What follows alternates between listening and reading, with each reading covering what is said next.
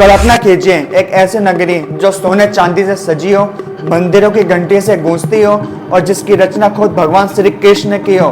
लेकिन एक दिन ये नगरी समुद्र की लहरों के अंदर समा जाए तो क्या ये सिर्फ एक कथा है या एक ऐतिहासिक सच्चाई?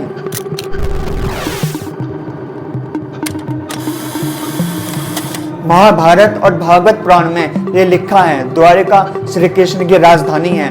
लेकिन सदियों बाद भी ये रहस्य बना हुआ है कि क्या वाकई में सच में समुद्र के नीचे एक द्वारिका बसी हुई है, और अगर हाँ तो इसका रहस्य क्या है? कहानी शुरू होती है मथुरा से। कंस का वध करने के बाद श्री कृष्ण को यदुवंश की रक्षा करनी थी।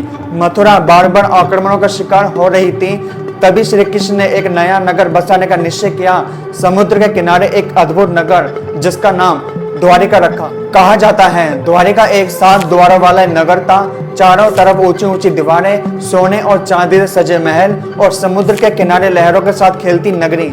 लेकिन महाभारत के युद्ध के बाद श्री कृष्ण का पृथ्वी से प्रस्थान हुआ और यदुवंश का विनाश हो गया। तभी समुद्र ने धीरे धीरे इस नगरी को निगल लिया।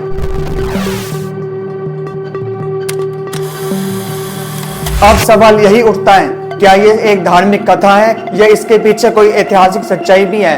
1988 में समुद्री आर्कियोलॉजिस्ट ने गुजरात के तट पर एक खोज की और जो उन्होंने देखा वो सबको चौंका के रख दिया। समुद्र के नीचे विशाल पत्थरों की दीवारें, मंदिरों के अवशेष और कई ऐसे वस्तुएं मिली जो कई हजार साल पुरानी हैं। इन अवशेषों की कार्बन डेटिंग करने पर पता चलता है कि इनकी उम्र 9000 साल तक पुरानी बताई गई है। सोचिए, ये खोज महाभारत की कथाओं में भी मिलती हैं। इतना ही नहीं, पानी के नीचे मिले शंख, मूर्तियां और प्राचीन लेखन इस बात का प्रमाण देते हैं कि यहाँ कभी एक विशाल और विकसित सभ्यता थी। तो क्या द्वारिका वही नगरी है जो श्री कृष्ण ने बसाई थी? वैज्ञानिक कहते हैं यह सभ्यता प्राचीन थी, लेकिन इसे श्री कृष्ण की नगरी मानने के लिए और सबूत चाहिए। वहीं आस्था रखने वाले कहते हैं ये वही द्वारिका है जिसे विष्णु अवतार श्री कृष्ण ने बनाया था।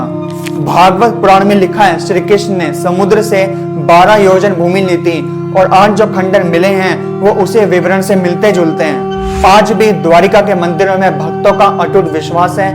वे मानते हैं कि श्री कृष्ण की नगरी पूरी तरीके से कभी खत्म नहीं होगी, उसका अस्तित्व हमेशा रहेगा।